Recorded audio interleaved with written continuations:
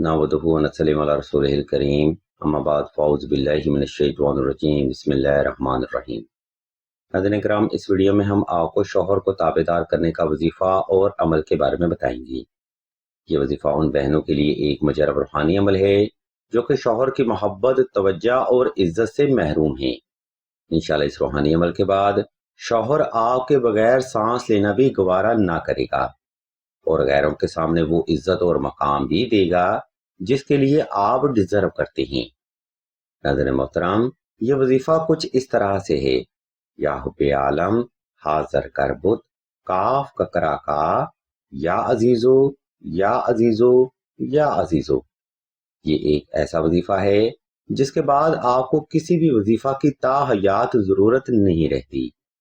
लेकिन याद रहे कि हर वजीफा को करने के कुछ खास रूहानी असूल भी जरूर होते हैं जिन पर अमल करना उतना ही जरूरी होता है जितना कि एक मरीज के लिए ऑक्सीजन का होना। इसलिए आपने शौहर को मेहरबान करने का वजीफा दौर का सलातुल हाजत नफल और हस्बे तफीक सदका से ही शुरू करना है। नंबर 2, शौहर को ताबेदार करने का वजीफा आपने खास तन्हाई में करना है ताकि आपकी तवज्जो पल भर भी अपने मकसद से गाफिल न होने पाए।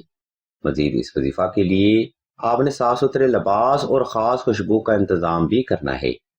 नाज़रीन मोहतरम, ऊपर बयान करदा तरतीब पर अमल करते हुए आपने किसी भी वक्त किसी भी मुकाम पर तन्हाई का ख़ास इंतज़ाम कर लेना है और नवाफिल सलातुल हाजत अदा करके जाए नमाज पर आलती पालती की हालत में बैठ जाना है और शौहर को तसव्वुर करते हुए आंखें बंद कर लेनी हैं। जब आप हालत सुकून में आ जाएं तब आपने शौहर को तसव्वुर करते हुए दिल की हर धड़कन के साथ हुब की पढ़ाई शुरू करनी है। इस अमल में आपने पढ़ाई की तादाद कम अज कम 313 रखनी है। याद रहे, कोई भी रूहानी अमल आपकी तवज्जो पर ही डिपेंड करता है, इसलिए आपने वक्त और जगह का इंतखाब ऐसा रखना है जिसमें कोई भी फर्द आपको दानिस्ता या गैर दानिस्ता तौर पर डिस्टर्ब न कर सके। इस तरतीब पर अमल करते हुए आपने कम अज कम ये वजीफा 14 रोज तक लाजमी जारी रखना है। इंशाल्लाह मेरे मौला ने चाहा तो शौहर मेहरबान भी होगा और ताहयात आपकी मुट्ठी में भी रहेगा।